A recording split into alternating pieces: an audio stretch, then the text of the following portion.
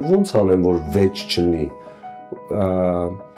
ոնց հոգևոր մարդը աճի, որ վեճի մեջ, այդ վեճից դուրս գա ընդհանրապես։ Ես վստահ եմ,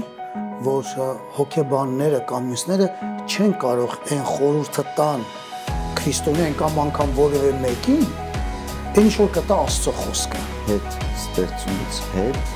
այդ խնդիրը տեսնում ենք հենց առաջին մարդկանց։ Ինձ եթե միայն պարտեզում մենք տեսնում ենք, որ այդ կոնֆլիկտը սկսվում է